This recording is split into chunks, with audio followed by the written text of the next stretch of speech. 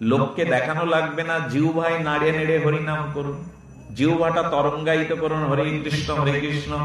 প্রভুপাদ 70 বছর বয়সে এসি ভক্তি বেদান্ত প্রভুপাদ জাহাজে করে আমেরিকায় গিয়ে পুরো ইউরোপ জয় করলো, পাশ্চাত্য জয় করলো কিসের বলে? প্রভুপাদের বয়স তখন কত ছিল? 70 বছর। 70 বছরের ভারতীয় এই দিক নির্দেশনাকারী এসি ভক্তি বেদান্ত প্রভুপাদ জাহাজে আমেরিকায় গিয়ে, যেখানে পতাকা তোলে না জাহাজের সামনে, ওইখানে দাঁড়িয়ে উনি মহাপ্রভুর কাছে হাত তুলে বলেছিলেন, এই নেশাগ্রস্ত মদ্যপ এই অশ্লীল জাতির মধ্যে মহাপ্রভু আমি যেন কৃষ্ণ নাম বিতরণ করতে পারি। সেই আমেরিকাকে জয় করে, ইউরোপকে, পাশ্চাত্যকে জয় করে 70 বছরের ভারতের একজন প্রতিনিধি সারা বিশ্বকে জয় করলেন। কমজিয়ম রাশিয়াতে, সৌদি আরবে পর্যন্ত কৃষ্ণ নামের পতাকা তুললেন। এটা কিসের জোর? এটা কিসের ক্ষমতা? এটা নামের ক্ষমতা, এটা মহাপ্রভুর কৃপা। পৃথিবীতে যত আছে নগরাদি গ্রাম, সর্বত্র প্রচার হবে এই হরিনাম। মানুষ শক্তি দেখতে চায়, তুমি যে নামের কথা বলছো, এই নামের শক্তি কি? তাকান সারা বিশ্বের দিকে, সারা বিশ্ব ব্রহ্মাণ্ডে নাম কেবল জয়যুক্ত হয়েছে। কত ধনী, কত ধন্যাঢ্য ব্যক্তি সর্বস্ব অর্পণ করে তিলক মালা নিয়ে তারা রাজপথে কৃষ্ণ নাম করে বেড়াচ্ছে। এটা কিসের জয়? এটা নামেরই প্রভুত্ব। কিন্তু দুঃখ কি জানেন? দুঃখ হলো আমার ঘরে সূর্য উঠল আর ঘুম ভাঙলো ওদের, আমাদের ঘুম ভাঙেনি। ওরা যতটা ঘুম ভেঙে নাম করছে, আমাদের দেশের মানুষ এখনো অত নামময় হয়নি। আমাদের ঘুম ভাঙেনি। আমার ঘরের নিমায়, আমার ঘরের নিত্যানন্দ, কিন্তু ঘুম ভাঙলো পাশ্চাত্যবাসীদের। তো আপনাদের নিবেদন করব, নাম আশ্রয় করুন, এবং নাম যারা গ্রহণ করেছেন, নামকে কোনো পাপের কাজে নিয়োজিত করবেন না। নাম বলে কোনো পাপ যাতে, আচ্ছা আসলে হরিনাম করলে কি হয় জানেন? আশ্চর্য কথা বলেছে। আচ্ছা, বীজ, মটর দানা মানে ছোলার দানা আর ধান যদি সেদ্ধ করা হয়, বা ওই ছোলা মটর দানাটা যদি বালিতে ভাজা হয়, ওর থেকে আর অঙ্কুর উদ্গম হবে? তো জলে দিলেও মাটিতে দিলে। ধান সিদ্ধ করলে, মৃত্তিকায় পতিত করলে অঙ্কুর হবে? হবে না। আর ছোলাটা যদি বালিতে ভেজে জলে রাখা হয়, ওর থেকে অঙ্কুর গজাবে? বললো নাম হলো পাপ করবার বাসনাও নষ্ট করে দেয়। ভবিষ্যতে তুমি যে পাপ করবে, এই যে বাসনাটা লুকিয়ে আছে, ওই পাপ করবার, নূতন করে পাপ করবার প্রবৃত্তির বীজটাও পর্যন্ত পুড়িয়ে দেয় হরিনাম। বাবা, পুনরায় পাপ করবার মতো যে বীজটা আছে আমার ভেতরে, ওটাকেও সিদ্ধ করে পুড়িয়ে দেয়, যাতে পরবর্তীতে আর সে পাপ করার ক্ষমতা। নাম এমন কৃপা রাখে, কিন্তু নামে রুচি হলো না। নামে আমাদের রুচি হলো। কাল সন্ধ্যাবেলা এখানে আসবেন, যে এখানে যারা নাম শুনতে আসবে তারা পাপড় ভাজা খাবে কেন? তারা বাদাম ছুলে ছুলে খাবে কেন? বন্ধুর সাথে এখানে গল্প করবে কেন? চুরি ফিতে কিনতে মায়েরা ওখানে ভিড় করবে কেন দোকানে? সারা বছর দোকান নেই, শপিং মল নেই। বলে একদিন মহাপ্রভুকে ডেকে এনে, নিতাইকে ডেকে এনে, রাধা কৃষ্ণকে কুঞ্জঘরে বসিয়ে এসেছি, কত জন্ম তাকে ডাকিনি, কত জন্ম কৃষ্ণকে হারিয়ে বসেছি, এখানে এসছি হারানো কৃষ্ণকে খুঁজে পেতে, তার নামের মধ্যে। এখানে পাপড় ভাজা, আত্মীয় স্বজনের গল্প, রাজনৈতিক আলোচনা, সামাজিক আলোচনা, চুরি ফিতে কেনার জায়গা এটা। কিন্তু কাল তো এর মধ্যেই দোকান বসে গেছে। আরে দোকান তো সারা বছর আছে, শপিং মল তো সারা, কেনাকাটা এইখানে আসতে হবে ওই করতে। সাবধান, সন্তান হারালে মা যেমন পাগলের মতো হারানো সন্তানকে খোঁজে, হরিনামে শুনতে আসতে হয়। ওই কৃষ্ণকে হারিয়েছি অনেক জন্ম যায়, তাকে যদি নামের মধ্যে পাই, এই ব্যাকুলতা নিয়ে নাম শুনতে আসতে হবে। আমাদের দশা তা না। রাত 11টা বাজলেও বাড়ির লোকও ঘুমিয়ে পড়বে, কমিটির লোকও ঘুমিয়ে পড়বে। রাধা মাধবকে কুঞ্জঘরে জাগিয়ে আমি নাক ডাকিয়ে খিচুড়ি খেয়ে ঘুমালাম। একটা রাতের জন্য, ভগবানের নামের জন্য আমি এখানে থাকতে পারি না। আসলে নাম হচ্ছে বটে। আর একটা জিনিস বলি, নাম যজ্ঞ করতে হবে কিসের জন্য? নাম যজ্ঞ করতে হবে মহাপ্রভুকে আনন্দ দেওয়ার জন্য, নিতাইকে আনন্দ দেওয়ার জন্য, রাধারানীকে আনন্দ দেওয়ার জন্য। কিন্তু নাম যজ্ঞ যদি নিজের যশ, নিজের খ্যাতি পেটানো, ঢেড়ি পেটানো হয়, নিজের নাম প্রচার, নিজের ঐতিহ্য প্রচার, নিজের নামের বিজ্ঞাপন যদি যজ্ঞ করা হয় এই উদ্দেশ্য নিয়ে, যজ্ঞ কিন্তু দক্ষ যজ্ঞ হয়ে যাবে, শিবহীন যজ্ঞ হয়ে যাবে। খবরদার। নাম যজ্ঞটা টাকা আছে বিদায়, ক্ষমতা আছে বিদায় আমি আমার প্রচারের জন্য নাম যজ্ঞ শুরু করলাম, এই উদ্দেশ্য করলে কিন্তু যক্ষ যজ্ঞ হয়ে যাবে, শিবহীন যজ্ঞ হবে, মঙ্গল আসবে না। নাম করতে হবে, প্রভু আমি তোমার দাস, আমি কৃপা করে তোমার আনন্দ দেওয়ার জন্য, তোমার আনন্দটা দেওয়ার জন্য আমি এই নাম যজ্ঞ করছি। আমরা নাম যজ্ঞের লিফলেটে কি লিখি বাবা? বিশ্ব জননীর সকল সন্তানের মঙ্গলার্থে। আচ্ছা, লিখার বেলায় তো এটা লিখলাম, কি লিখি বাবা? দাদা তো বিদেব দা আছে, পাঠক ঠাকুর, কি লিখি? এর উপরে কি লেখা থাকে? বিশ্ব জননীর সকল সন্তানের কল্যাণের জন্য। আচ্ছা, ওইটা নিজের দিকে ঘোরালে হবে? আমার নাম প্রচার হোক, আমাকে লোক চিনুক, আমি কত বড় কাজ করলাম, মনে মনে যদি এই আত্মপ্রচার থাকে তাহলে কিন্তু ঠকে গেলেন। বিশ্ব জননীর কল্যাণ তখনই হবে যখন বলবেন, প্রভু এ সব তোমার, আমি তোমার দাস মাত্র, আমি তোমার পুতুল মাত্র, তুমি যেভাবে করাচ্ছ আমি তোমার নিমিত্তেই করছি। এই জন্য শুরুতেই একটা কথা বলে নিতে হয়, মাধব মাধব আছি, মাধব মাধব হৃদি, সরন্তি সাধব সর্বকার্যেষু মাধবম।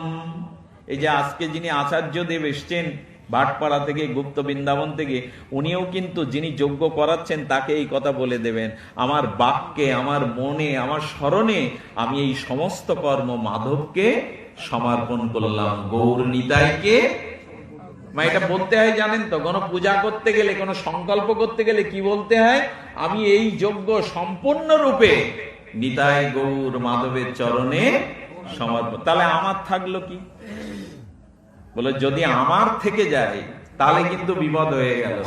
বিশ্বকবি রবীন্দ্র চর্চা তো এখন উঠে গেছে। রবীন্দ্রনাথ বলেছিলেন, নিজেরে যেন না করি প্রচার, নিজেরও আপন কাজে তোমার ইচ্ছা পূর্ণ করো হে আমারও জীবন, নিজেকে করিতে গৌরব দান, নিজেকে কেবলই করি।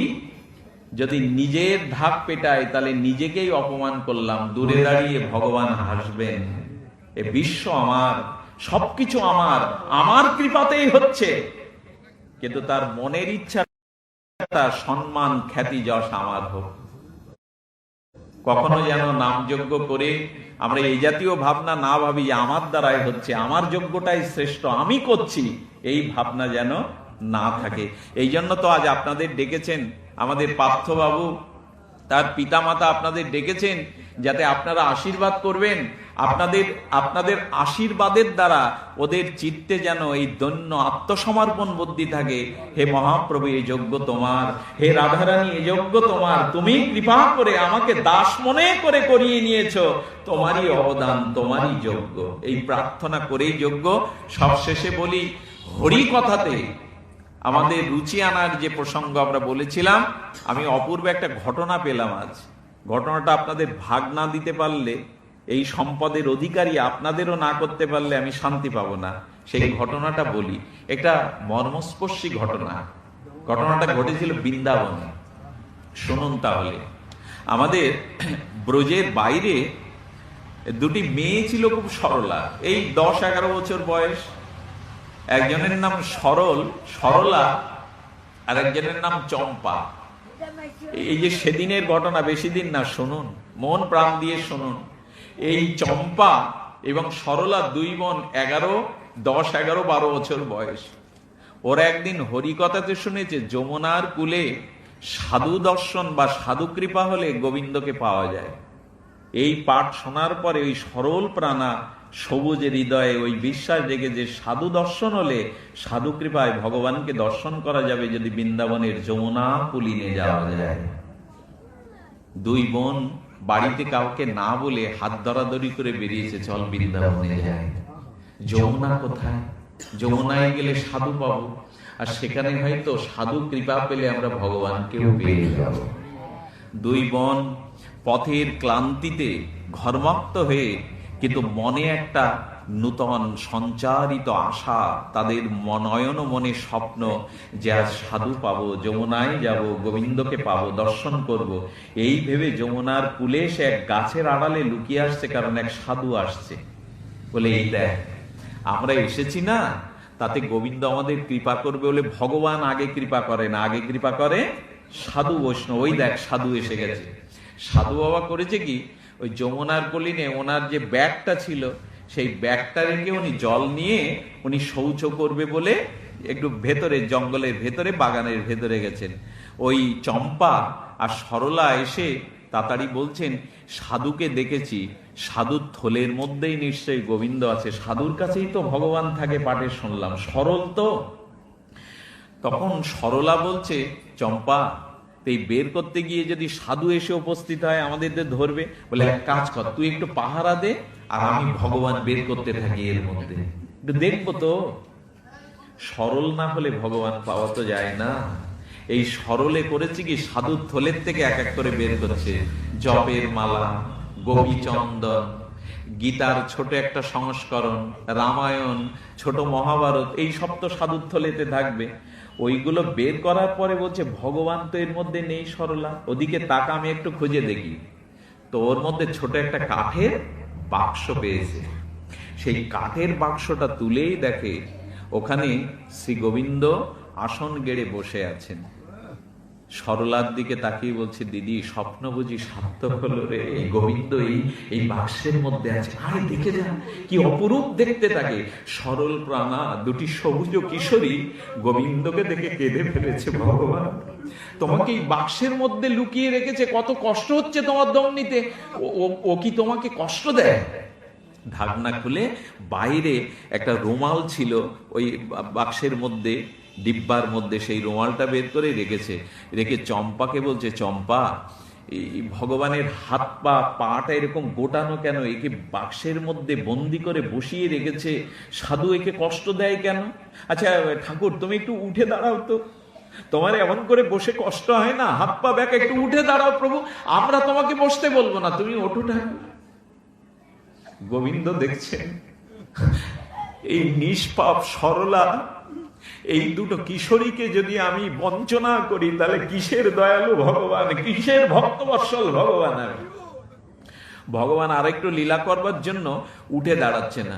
সঙ্গে সঙ্গে সরলা বলছে, তুই কি বোকা, বাক্সের মধ্যে থাকতে থাকতে হাত পা গুলো প্রভুর লেগে গেছে।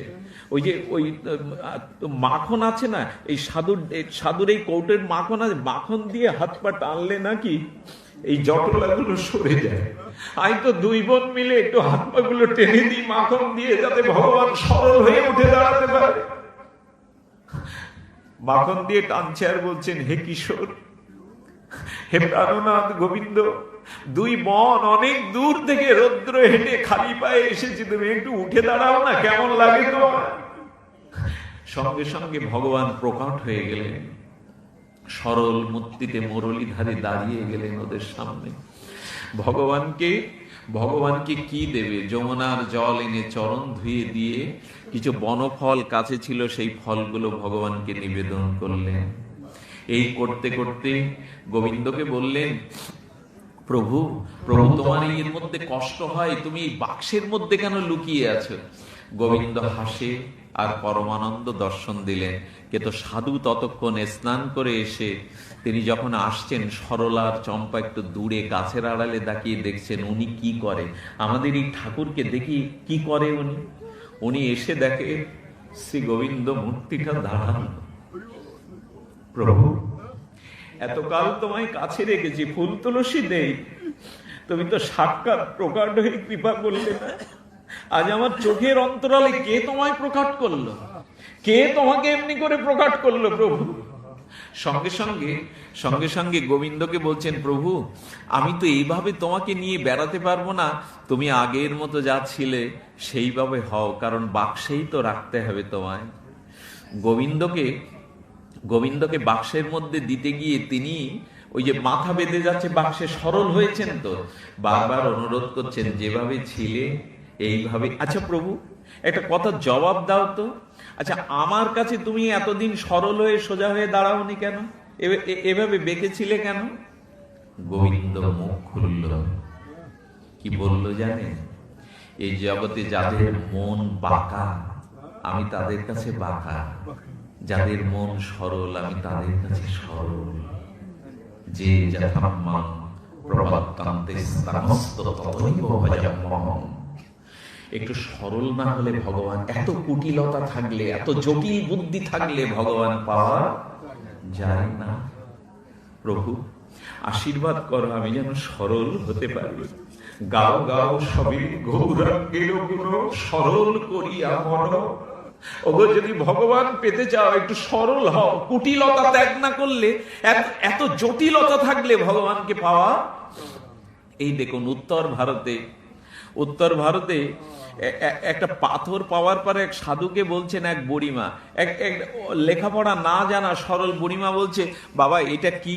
তো বলে এটাই তো নারায়ণ শিলা, এটাই তো নারায়ণ শিলা, তুমি একে নিয়ে ঘরে পূজা করো, ফুল তুলসী দেয়, নারায়ণ তোমার কি কৃপা করবে। সেই পাথরের ঢেলাটা আদৌ সেটা নারায়ণ শিলা, একটা পাথরের দলা। আর তাকে বললেন, ওই বুড়িমা ডাকে ঢেলা ভগবান, তার নাম দিয়েছে ঢেলার মতো। আর কি নাম দেবে সরলা জানে না, ঢেলা ভগবান। ফুল তুলসী দেয়, যত্ন করে, আদর করে, শীত লাগলে বস্ত্র দেয় ওর উপরে, গরমে আবার পাখার বাতাস করে, পূজা করতে শুরু করলো। ভগবান হাসতে বৈকুণ্ঠে, পার্শ্বদেরকে বলছেন, ওকে আর আমি জগতে রাখবো না, যাকে আমি ভালোবাসি এই মৃত্যু সংসারে তাকে বেশি দিন আমি রাখি না, যাও তো ওকে নিয়ে এসো। বুড়িমা, বৈকুণ্ঠ থেকে নারায়ণ পাঠিয়েছে তোমাকে নেওয়ার জন্য, তুমি আমার সাথে চলো, তোমায় কৃপা করেছে ভগবান, চলো। বললেন আমি যাব না, কারণ আমার এই ঢেলা ভগবানকে ছেড়ে আমি কোথাও গিয়ে, বৈকুণ্ঠ কাকে বলে আমি জানি না, তবে ওকে নিয়ে আমি সুখে আছি। আচ্ছা, তখন গোবিন্দ আবার ওকে বলছেন পার্শ্বদকে, যে বলো আমি ভগবান ডাকছি, তার নিত্য পার্শ্বদ কৃপা করে আমি তাকে বৈকুণ্ঠে আমার চরণে স্থান দেব। বলেন বুড়িমা, গোবিন্দ ডেকেছেন, ভগবান ডেকেছেন, চলুন। তাহলে আমি যেতে পারি একটা সত্য, আমার ঢেলা ভগবানকে যদি সাথে নিতে দাও, আমি ওকে ছেড়ে তো বৈকুণ্ঠে যাব না। এই হলো সরলতা। আমি তো আমার ঢেলা ভগবানকে ছেড়ে আমি তোমার বৈকুণ্ঠে যাব না। গোবিন্দ প্রকট হয়ে বললেন, তোমার সরলতার কাছে আমিও পরাস্ত। অহং ভক্ত পরাধীন, ভক্তের কাছে পরাস্ত হতে আমার ভালো লাগে। মা যেমন খেলতে খেলতে সন্তানের কাছে হেরে গেলে মার আনন্দ হয়, ওটাই মা জিত মনে করে, ভগবান বলছেন আমার ভক্তের কাছে আমি পরাধীন হয়েও আনন্দ পাই। আমি আমি আমি স্বীকার করছি, তোমার ওই ঢেলা ভগবানকে নিয়েই তুমি যেতে পারবে বৈকুণ্ঠে, যদি ওর অধিকার নাই, কিন্তু তোমার সরলতার কাছে আমি ওটা নিতে বাধ্য। এই হলো সরলতা, এই হলো বিশ্বাস। একটু সরল হয়ে দেখুন, মনটা শান্তি পাবেন। একটু কপটতা ত্যাগ করে একটু সরল। ভগবান নিঃশ্বাসের মধ্যে আছে জানেন। আচ্ছা, নিঃশ্বাস কেমন? উপসর্গে নিঃশ্বাস শব্দটা, আচ্ছা নিঃশ্বাস যদি আপনার থেমে যায়, নিঃশ্বাস যদি না নিতে পারেন তো আপনি মরা। নিঃশ্বাসটা কত কঠিন, আপনি চাইলেও আটকাতে পারবেন না, আবার চাইলেও নিঃশ্বাস বাড়াতে গেলেও আপনার যন্ত্রণা। নিঃশ্বাসটা কিন্তু কঠিন, নিঃশ্বাসটা আমাদের নিয়ন্ত্রণে থাকে না। তো নিঃশ্বাসটা যেমন যেমন আমার অস্তিত্বের সাথে জড়িয়ে আছে, তেমন ভগবানের প্রতি যদি সরলতাটা যদি এই নিঃশ্বাসের মতো লেগে থাকে, তখন আমাকে কৃপা করবে। আমি সবশেষে আপনাদের একটা কথা বলে পাঠ বিশ্রাম করছি। কাউকে ঘর সংসার ছাড়তে হবে না, কাউকে স্ত্রী পুত্রের প্রতি মমতা কমাতে হবে না। শুধু ভগবান একটা দাবি তুলেছেন আপনাদের কাছে, আমি সেই ভগবানের দাবিটা আপনাদের কাছে তুলে ধরছি, হাত পেতে তুলে ধরছি। আপনাদের শুধু একটা কাজ করতে হবে, কাউকে ছাড়তে হবে না।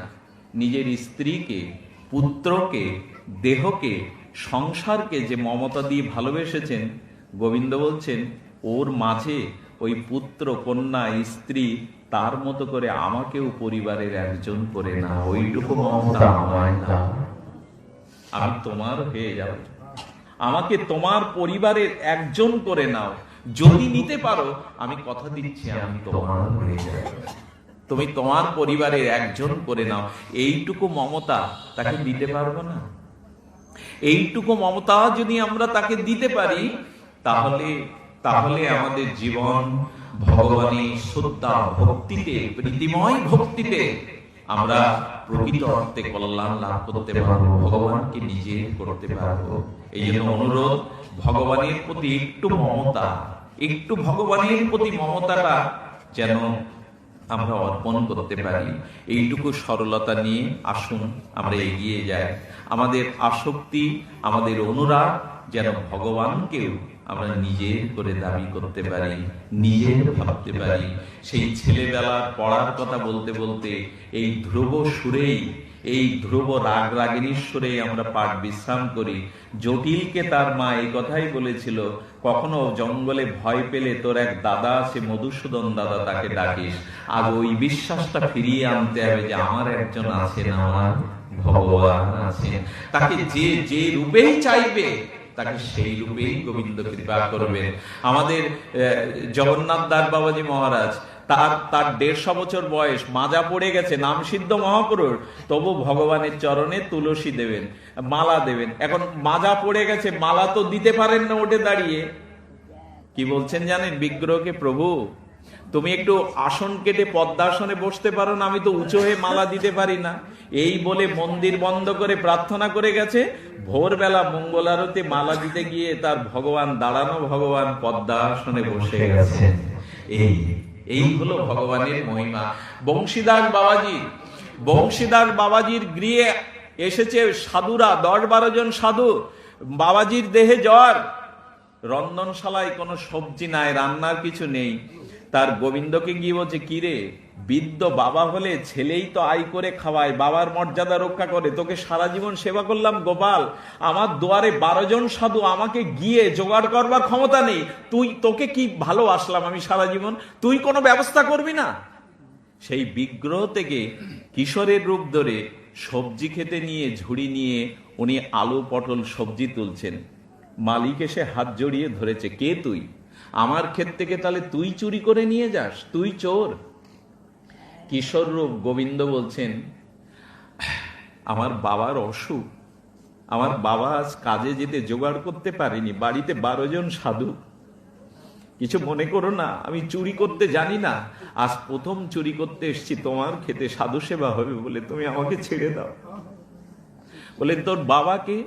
বলেন, আমার বাবার নাম বংশীদাস বাবাজি। বলে, সাধুর ছেলে চোর হয় এ তো জানা ছিল না, বললেই তো আমি দিয়ে দিতাম। বংশীদাস তোর বাবা? আচ্ছা আচ্ছা, তুমি এক কাজ করো, আমার বাবাকে যেন বলো না আমি তার ছেলে, আমি চুরি করতে এসেছিলাম, বাবা আমাকে তাড়িয়ে দেবে, বাবাকে যেন বলো না। আচ্ছা তুমি এক কাজ করো তো, তুমি আমার এই বাঁশিটা নাও তো, এই বাঁশিটা খুব মূল্যবান, আমি এটা তৈরি করেছিলাম বাবার কাছ থেকে, এই বাঁশিটা নাও, বাবাকে বলো না। বাঁশি লাগবে না, চলে যা। বেলা 12টার 1টার দিকে মনে করছেন সাধুর ছেলে চোর হওয়া ভালো না, বাবাকে গোপনে একটু জানানো ভালো। উনি আশ্রমে এসে ডাকছেন, বংশীদাস বাবা আশ্রমে আছেন? বংশীদাস বেরোনোর পরে বলছেন, আপনার ছেলেটা আমার খেতে আর সবজি চুরি করতে গিয়েছিল, একটু সাবধানে রাখবেন, এই বয়সে চোরের স্বভাবটা হলে তো ভালো নয়। বংশীদাস হাত জোর করে বলছেন, বাবা তোমার কোথায় ভুল হচ্ছে, আমি তো বিয়েই করিনি সারা জীবন, আমি আমার গোপালকে নিয়েই সারা জীবন কাটিয়েছি, আমি তো সংসার করিনি, আমার তো কোনো পুত্র কন্যা নাই। বলছেন, আপনারই তো পরিচয় দিল আমি বংশীদাসের ছেলে। জানেন, ওর একটা বাঁশি ছিল, বাঁশি দিতে চাইছিল, আমি বাঁশিটা নেইনি, মনে করলাম আপনাকে জানাই। হাত জোর করে বললেন, বাবা তোমার মূল্য আমি চুকিয়ে দেব, এখন আমাকে একটু একা থাকতে দাও। উনি রহস্য বুঝতে পেরে মন্দিরের দুয়ার খুলে গোপালের সামনে বললেন, একদিন তোকে গালি দিয়েছি যে বাবা বৃদ্ধ হবে, ছেলে ভার নাই বাবার, তুই চুরি করতে গিয়েছিলি আমার জন্য, লোকের খেতে ঝুড়ি নিয়ে চুরি করতে গিয়েছিলি। গোবিন্দের চরণের দিকে তাকিয়ে দেখছেন ক্ষেতের ধুলাগুলো তার 2 চরণে তখনও লেগে আছে। এই হলো দরদি ভগবান, এই হলো ভক্তবৎসল ভগবান। জীবনে বিশ্বাস করুন, জীবনে সরলতা নিয়ে বুকে আঁকড়ে ধরুন, যার কেহ নাই ভগবান তার আছে, যার কেহ নাই তিনি তার আছে। এই সরলতা নিয়ে যেন আমরা এগিয়ে যেতে পারি।